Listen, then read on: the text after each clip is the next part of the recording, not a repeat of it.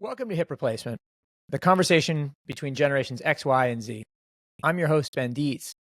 And I'm your host, Kyle Raymond Fitzpatrick. Every week we get together and talk with guests from Gen Z and beyond to try and understand just exactly what's going on in the current moment. Because we're talking about these generations.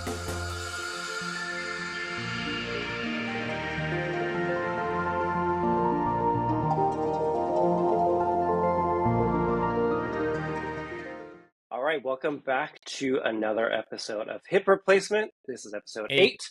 8 is great. 8 is great. 8 is my favorite number. It's my lucky number. Really? I don't know why. Interesting. But it is. 8 is always great to that point. We have a great guest. Ben, this is via you, which usually I'm sort of like the intro, but to that, Ben, give us a little intro. You're normally our talent guy, Kyle. I mean, both in substance and in role. No, but we're here with Ochuko, who writes a favorite newsletter of mine called As Seen On. And I discovered Ochuko probably it's coming up on a year ago now, I think. But she writes a business and culture newsletter through the lens of Gen Z that I think is really smart and canny, and also captures something really interesting about what I think the way I interpret Gen Z looking at the world, which is sort of through a lens of both what is it, what has happened, and also how does it work, how has it happened, and some of the underlying causes, which I just think I think it's partially generational, and then also partially like a smarter way of looking at things. So anyway, Ochuko, I think you're smart. Welcome. Glad you're here. It's great to be here. It's always like fun hearing people describe what you do. I'm like, oh, okay, I got to write that down, put in the bio. So yes. Yeah, well, it's funny you should say that, because I have been thinking, as we approach maturity as a podcast, like 10 episodes, I think I'm starting to think about how we need to be leveraging these conversations in other formats, right? We need to get better with social cuts. We need to transcribe as a newsletter. We need to do all of that sort of stuff, Kyle. And so we can talk offline about it. Business. It's not even business. It's just the natural, like we want to give people as much surface area as possible, right? But one of the things that, as we typically start with a Gen X thing, my contribution this week was a conversation that brings that to life a little bit, which is this transcription of a podcast that The Atlantic did between generations X, Y, and Z, I think, as a matter of fact, that is under the title, I'm just scrolling up to it now, How to Age Up Together, and comes with the subhead, We're living in the most age-diverse time in human history. So why are we so age segregated? Welcome to the theme of hip replacement in many respects. Chuko, I have a question for you. You have a day job, which we can mention or not, but either way, it's at a big multinational corporation that has decades of history. In your minute to minute, both there and in your personal life, are you in intergenerational situations much? Yeah, for sure. So I work at Adidas. It's cool to say. It's actually my last month there. Wow. Yeah, that's another news. Yeah. Congrats. I mean, like hip replacement exclusive. No, yeah. But yeah, it's really interesting. Part of why I started my newsletter is because when I first started the job at Adidas, I worked in originals brand comms. And one of my tasks was, hey, I was 22 at the time. You're 22-year-old. Everyone else is like way older than you. Give us like a weekly newsletter on what's trending on the Gen. It's funny talking to a lot of my friends, all having jobs at this point. And there's this whole thing of like, you're the Gen Z one. Like, oh, like what's happening on TikTok? What's happening on Snap? I think it's kind of like what happened with the millennials and social media, where they were all like, you all understand social media. So yeah, I'm interacting with a lot of different people, but there is definitely that you are the Gen Z person on the team. So yeah, it's weird. I feel like I started my career that way, Kyle, too. Like the kid in the office who was out 6 nights a week. So it's like, what's Dietz paying attention to, kind of thing. Yeah. Exactly. Same for you? I had a very similar thing too. Definitely. I mean, I feel like that, like, especially in media and especially in sort of like culture work, let's say, that really happens. I think too, what you're doing, Ochuko, is that like it's up to you to sort of make something of it. Because I will say this, like, even I'm not Gen Z, but like the Trend Report came out of my doing that for jobs, and like eventually I was like, I just do this anyway, so like I'm just gonna start my own thing for no other reason. Like I just like doing it, and then here we are. Ben, it was a similar thing with you, right? like starting your job and then bigger? Yeah. Well, and it's interesting too, because Sick began in a way as a means of intergenerational communication, right? It was a way for me to try to communicate to younger people in the office, or really, I mean, to be fair, it wasn't really younger people so much as it was people who were new to this company, what the worldview had been historically, and all of the things we tried to pay attention to so that we could be on top of our shit when it came to presenting ourselves to clients or whatever. But I guess it ended up being, and people have called it a business education, which I am very flattered by. That's what I read it as anyway. Yeah, I love it. Thank you. Oh yeah, we're gonna have to offline and what you think of my new direction of late. The new format, yeah, I have thoughts. I do.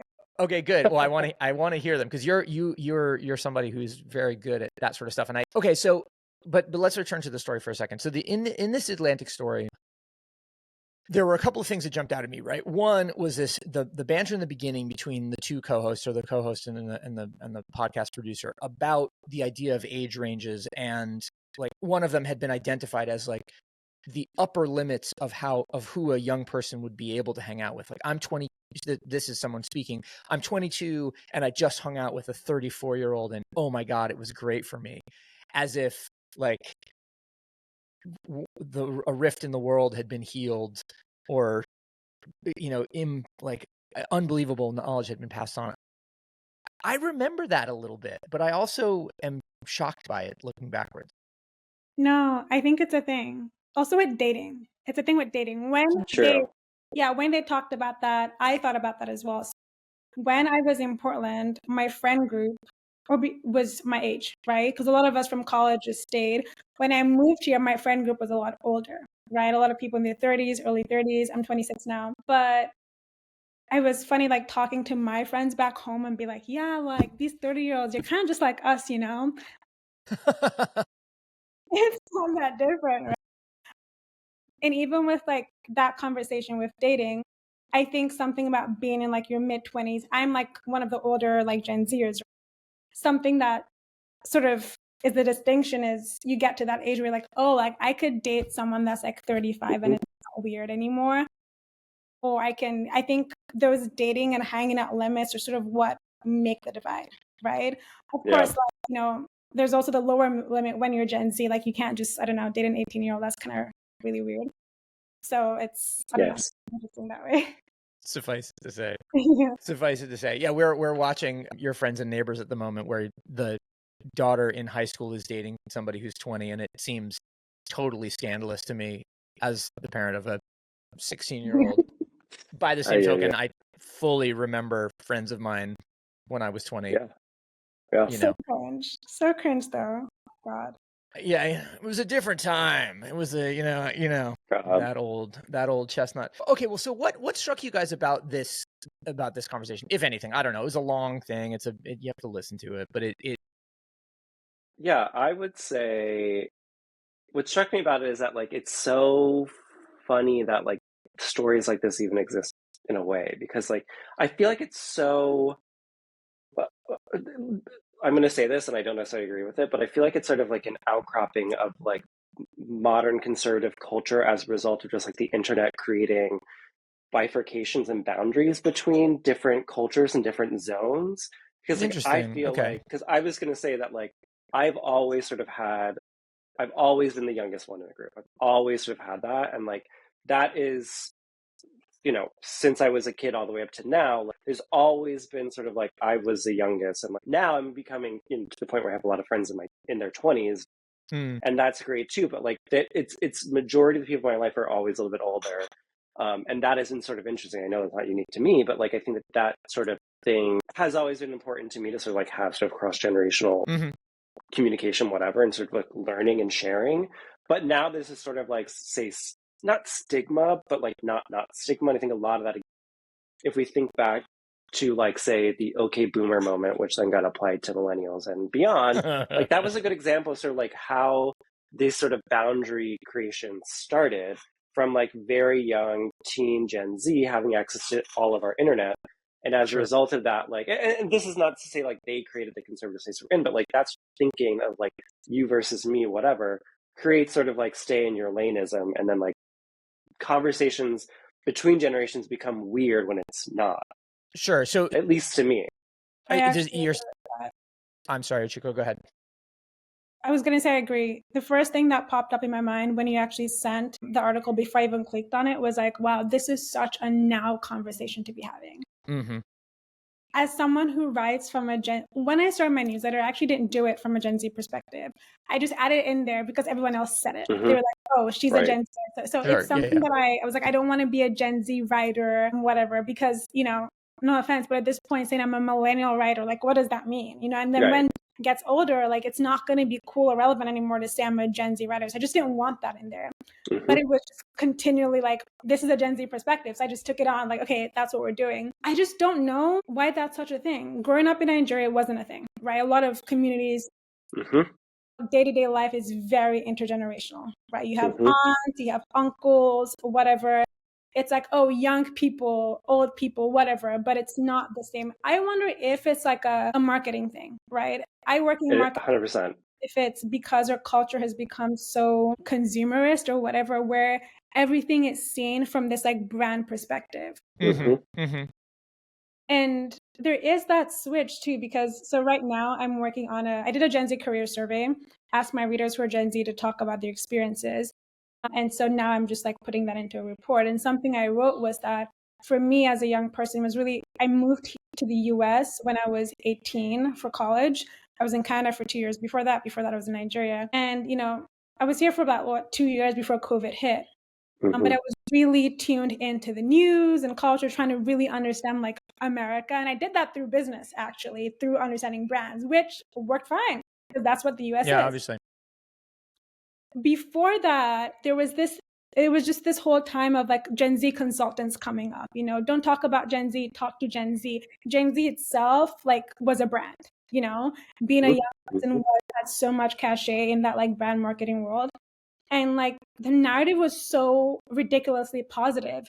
They're environmentally friendly, they're inclusive, they're wonderful, they're this, they're that. And then after COVID, and my theory is that it's because a lot of us got into the workforce after that. It completely changed. The narrative now is very much, we're bad at work. We don't know what to do with life. We're bad with money. And what is the other one? You're in your 20s, basically, in other words. And then, of course, like we're supposed to be like really open and like liberal. And now there's this whole thing with like Gen Z conservatives. It's like a big thing, right? And so not only for me has it been interesting to come into a culture that's so obsessed with age from a very marketing perspective, right? Because that's what it's for. But also to see that switch change over time, see the narrative change, so weird to me. Yeah. Well, I think there is something there actually, and Kyle, I'd be interested in your take on this too, because we are all marketers in some way or producers of marketing materials or whatever you want to call it, right? In our respective lives. I think it gets a little bit to what we were just talking about, or what I was saying at the beginning, which is that there is this breaking of the fourth wall. In other words, the how something gets made that started, and I would put a pin in MTV Cribs, for instance, as one of those places, right, where you go inside the story, or making the video. I think actually even more so making the video, where we introduced to people the idea that they should understand how something gets made. And so when you go into how something gets made, you have to look at all of the little component parts. You have to understand all of the little motivations. You have to understand all of the little points of difference in ingredients. And that then causes us to segment everything into all of these little component parts. I think that's my theory. I think that's my abiding cultural theory. I want to add on to that and just say, like, I have 3 points right off what you're saying. First of all, a couple of weeks ago in my newsletter, I wrote about that. I wrote about how... Did I steal my theory from you? No. It's like... Is that wow. All the time internet. But I just wrote that sometimes I feel like when I see a really good piece of like marketing material and I see people talk about it, right? Not even marketers, just normal people seem almost more to be interested in like the mechanics of how it works.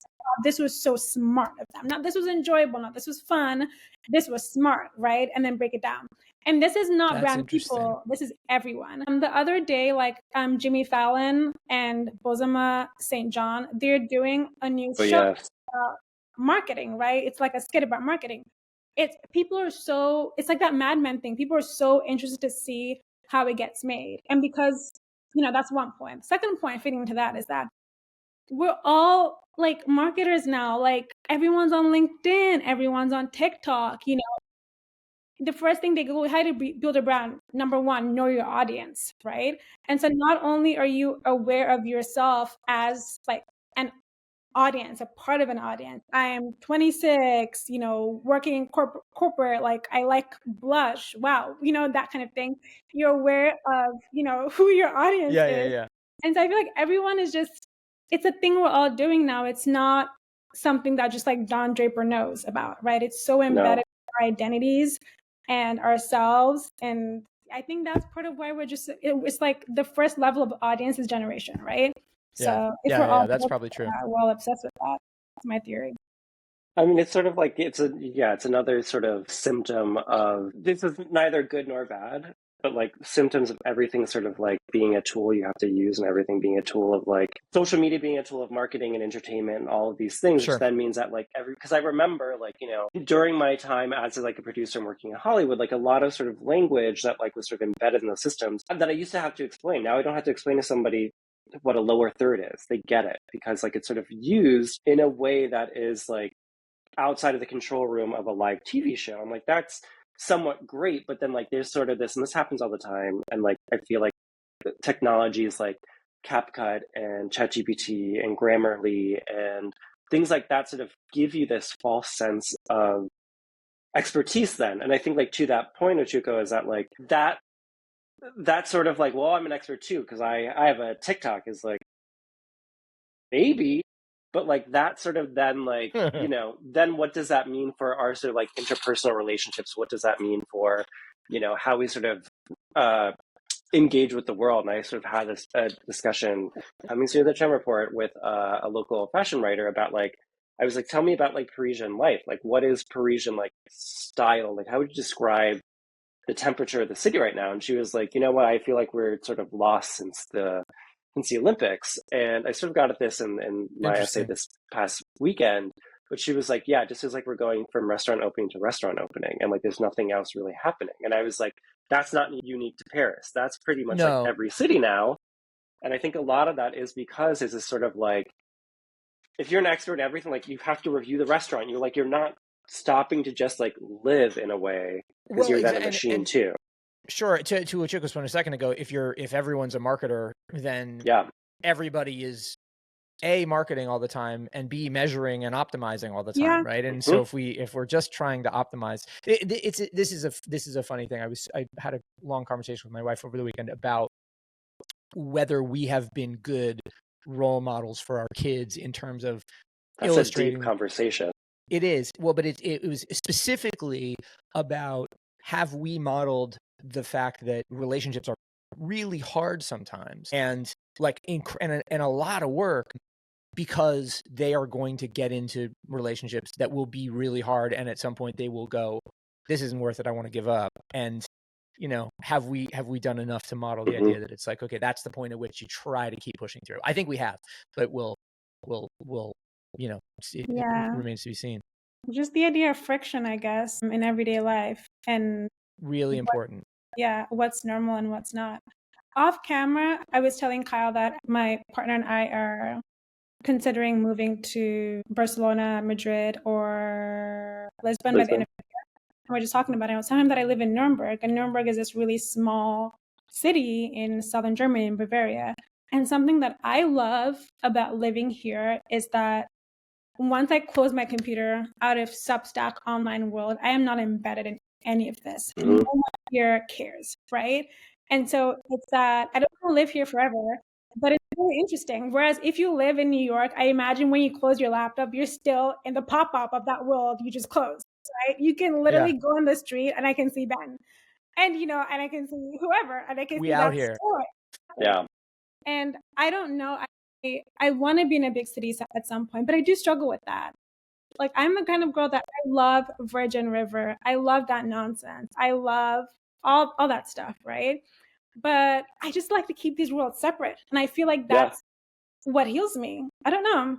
Okay, we'll offline more about Barcelona then. Yeah. Maybe Yeah, we'll all fight about that. Yeah. I mean, that's interesting too, because then that brings up the other vector and gives us a nice transition into millennial topics of conversation. Kyle, I feel like Gen X, people my age roughly, were the last people to experience a hard break between work and social lives, work and personal lives in a way that you're describing, right? Your city gives it to you. That obviously means you're doing a really good job avoiding your devices or setting boundaries for yourself, which is cool. But it also is like, when I was 26, when I left work because I couldn't access it anymore after that, you know? So I was saying that was a key difference, is now work follows you. And that's not true or that's not unique to any generation at this point, but like that was a key thing that like, it doesn't matter what laws pass, you're still able to like slide into it if you're even thinking at like 11 p.m. like, oh, what about my meeting tomorrow? It ruins your life. If it ruins your life, do you feel like it ruins becomes your life? Or do you feel like okay, fine, but I mean, I agree that it requires a greater degree of discipline, and it could ruin your life. I don't think it necessarily I think it depends. And does anyone have that discipline? I feel like, well, you just told us that you do, and you read 800 books a year also. So that's. I feel like this life has been thrust upon me. Let me tell you, when I lived in Portland, I read 0 books a year. When I moved here, I became whole because of nothingness. Okay. Right? Okay. God knows what will happen to me when I move to an actual city. I might just quit life. Who knows? Don't do that. Yeah. Life appreciates you. Don't quit life. And so, I don't know who has that self-control though. So in this like survey I'm doing, I'm reading all the responses because we have like, people could do long format and just tell us like what's wrong. People are moaning about how overwhelming it feels, how interconnected life and work and everything feels, right? And I think it's also more than just that, like, someone can just send you an email or whatever. That's been going on forever. But then even small things like you're on TikTok and you're watching people like, this is how I spend I make a year. And those people who do their whatever. Right. Your mind is back to your career. Or even if you see like your coworker on Instagram or whatever. I just feel like everything sends those signals that are back to work. And which explains brain rot, right? As a necessary escape valve or pressure release. Like why I just heard about some bird in Chernobyl or something, some Chernobyl duck that's supposed to be interesting on TikTok. I got to go look that up later, find out what the Chernobyl duck is about. I love that. Wait, I'm going to Google that. Give me a second. Yeah, seriously. I'm going to write that down. Okay, so Kyle, speaking of videos that we want to write down, one of the stories that you circulated to the group was about YouTube turning 20, which of course just happened recently. And I think it was Chad's visit to the San Diego Zoo to look for a Chernobyl duck that was the first video. Probably. Yeah, me at the zoo, the first video. Yeah, it's YouTube is full disclosure, I worked on and off with YouTube for some time. So like YouTube is a special place in my heart, but I also have seen under the hood. And it's like, it's amazing. It's like any other company though. There's a lot going on. There's a lot of sort of like, a lot of gears turning, let's say, and a lot of sort of elements as we see with any other tech company, the same sort of things. But I think the thing that's so interesting about YouTube is that like, it's funny that it turned 20 and like there was a lot of pomp and circumstance, also none. Like I feel like I saw a lot of people talking about it, but I also didn't see a lot of people talking about it. I think that's sort of because like, unlike say other, I wouldn't call it a social network, it's not, but like it's also not a social network. So like I think it sort of is one of those unique tools that like this was always a discussion I sort of had with my team and other people when I was sort of doing some work for them. It's like, what is YouTube? Is YouTube the TV? Is YouTube the cable box? Like, what do people then want to hear when we are writing social copy for YouTube? So interesting. What do people want to hear from YouTube? Because YouTube is not like, Gritty, the mascot for whatever the fuck team he's, I don't know. But like, there is no, like, it doesn't have that to like, if the brand voice is XYZ, then like, what is it? Like, are we talking as the like, what's that?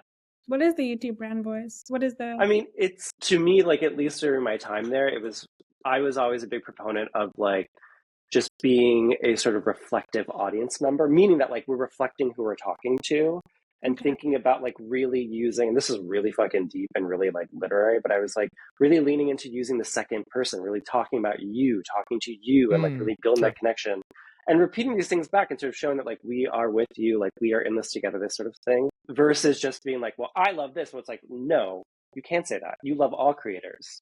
So how can you as the brand take a stance on anything? And that's sort of like, again, there were larger discussions. It's not just me running these things. So there's a lot.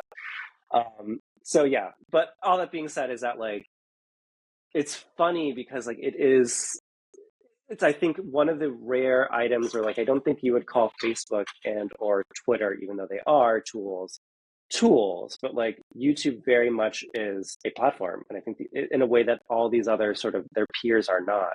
I think that's sort of why it sinks above and below culture, because it really is just like, you know, it's the stage that people dance on in a way that like TikTok and the For You page is a character versus YouTube is the stage. And like, that's a really fundamental difference that like, it's really fascinating. Yeah, it's fascinating all around, but like, I think that's sort of why it just exists. And it's interesting. Sorry to cut you off, Kyle.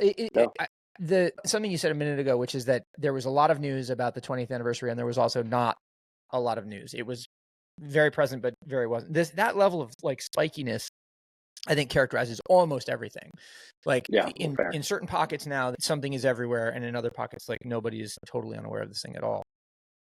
Everything you just said kind of suggests how YouTube ends up becoming the biggest video streamer in the world, bigger than Netflix, bigger than any of the broadcast networks, without people really ever thinking of it as like this gigantic thing.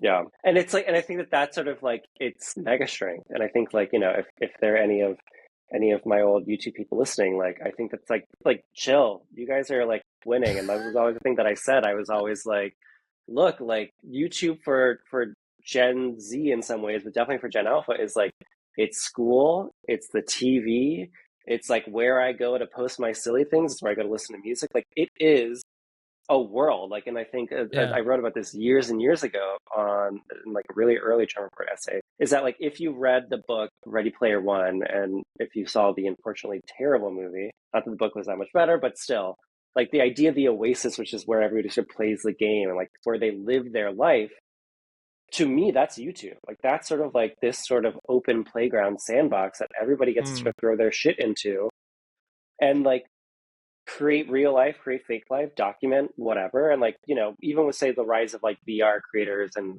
AI enabled videos sort of is speaking to sort of that. And, you know, I'm not a big proponent, or do I care about, say, what is it, in metaverses or whatever. But like, if anybody's going to do it, if it's going to be possible, like I think it's going to exist in YouTube. That's intriguing. Hi guys, sorry, my landlord just. Oh, really?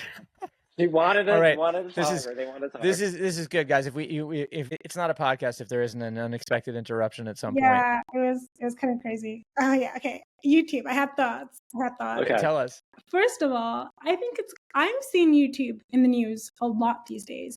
Not for its 20th anniversary, but in the last year, right? And I'm seeing it less in the context of YouTube in the realm of like TikTok or Meta or whatever. I'm seeing it more as a YouTube in the context of a competitor to streamers. Yes. Right? A competitor to Spotify. It was really interesting because I was going to write about YouTube's 20th anniversary, but I just didn't have a great angle for it. But what I was like, the links I was putting down was around that time, there was a lot of conversation about, you know, Netflix becoming like a $1 trillion company, or, you know, Netflix wanting to get into podcasts. You know, Ted Sarandos was going around saying like, maybe we'll get video podcasts on there, right? About Spotify trying to make video podcasts happen, right? Right. Is YouTube is really dominating that market. Yeah. You know, and what happens when all podcasts are video podcasts and all video podcasts are on YouTube? And so it's interesting to me to see just how the conversation has changed. And then you have that there, and then over here you have the Meta FTC trial that's happening, right? And the argument there is that, you know, they're being sued by the FTC because the FTC saying you're a monopolist because you bought like WhatsApp, you bought like Instagram, and they're saying that your only competitors are the social media networks, so like Snapchat, right? But the FTC is claiming that Meta's competitor is not YouTube, is not TikTok, and Meta is arguing that we're an entertainment company and our competitors are YouTube or TikTok, and therefore we're not a monopolist, right? Because these are no. And so what I'm seeing is that all these categories, social media, streaming, whatever, they're just circling each other and redefining their space. You know, Meta, TikTok, whatever, they're moving into the creator space. That's YouTube thing, right? YouTube is moving into like this streaming space, you know, like what you said, like, are we cable? Are we, you know, what if they start doing more premium? It's interesting. And the funny thing to that is that like we both, that is so fascinating, but it's sort of like, I think this circles back to like millennial everything too, because like it's not lost on me that like these millennial companies are sort of going through this sort of millennial existential whatever, and like granted it's happening in major ways, but like YouTube, there was an era, like I definitely remember, and I definitely worked on some of this stuff where like in the mid to late 2010s, like they were pumping cash into premium shows and movies and whatever, and they eventually stopped it because it wasn't profitable or whatever. And like I think they sort of learned now is that like we don't have to pay for that shit. It just does it anyway, which is like smart. But in the meantime, so was Meta. Like I worked on so many shows that were like, this is a Meta exclusive, and Meta is paying us to make this thing because they wanted to turn Meta into the TV, and it bombed.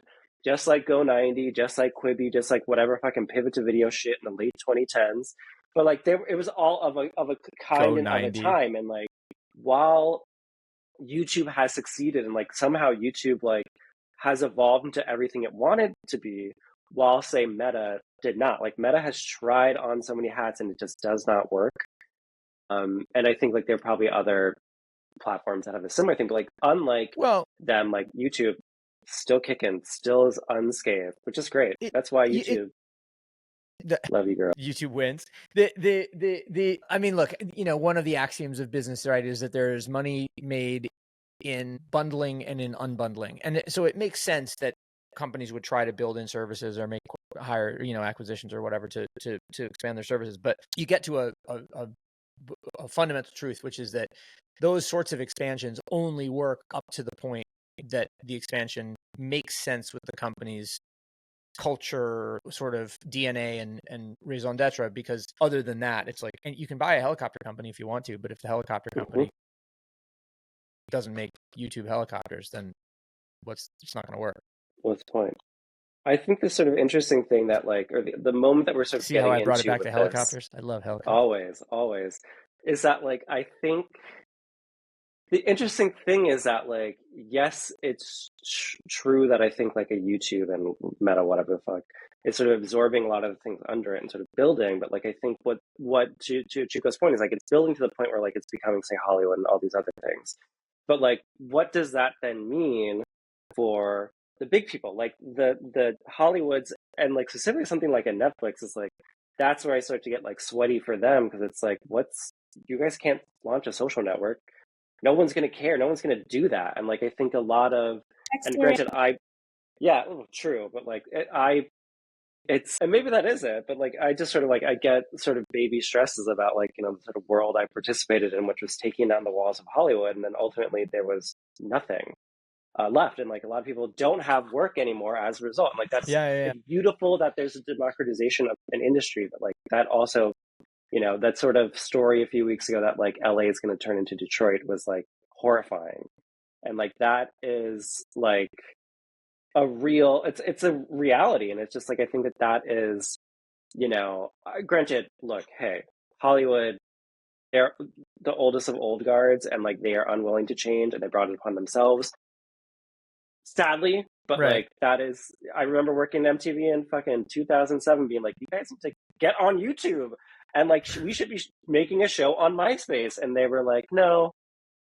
Who do you think is the industry doing that now? Like, who are you looking at? What industry are you looking at now and being like, in 20 years, we're going to be like, we should have told you? Who do you think is just like not fashion? Fashion. Wait, say more.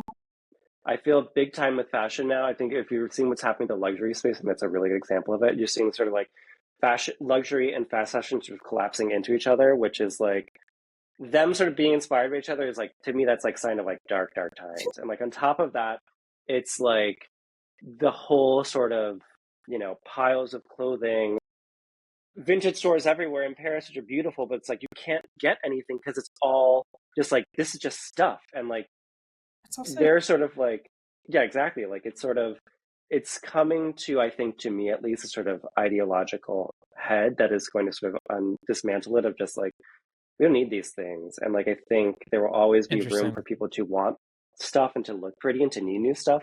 But like that's where I think the Grim Reaper is headed next. Cause it's like, look, y'all need to get it together. Interesting. Times are changing.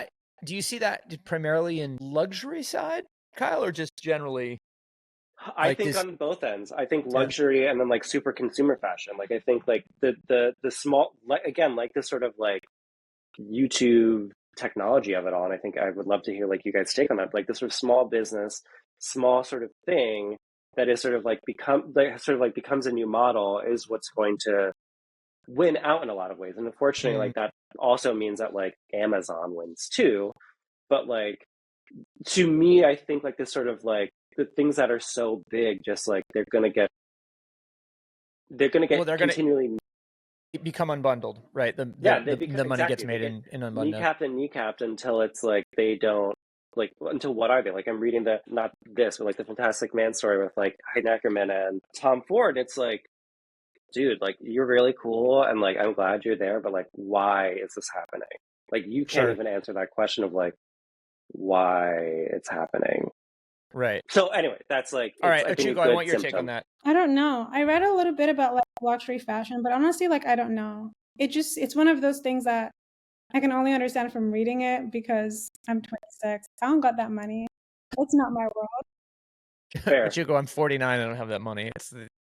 Yeah, it's like I know, right? But in terms of, I'm gonna like circle back to what I do know, what I do have thoughts about. I remember this vividly, Kyle. The first time I got like really obsessed with your newsletter was when you did that interview with someone in Hollywood. I think they were anonymous. Yes. About the state of. I ate that shit up, and I swore. I hope that's okay. Please. 100%. Keep swearing.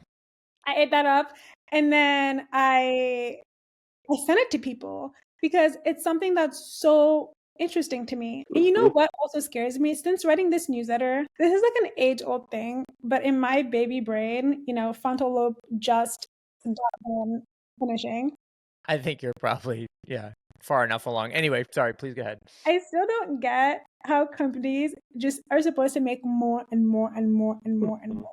This is like a fundamental thing, but to me, it just like my brain, it scares me, right? Yeah. Because when I start writing, when there's like a Q1 report, there's a growth, there's not growth, whatever. There was no growth, and so like the stocks went down, like this. It like gives me such anxiety. How where are we expanding to? You know, right? Sure. That to me is the question.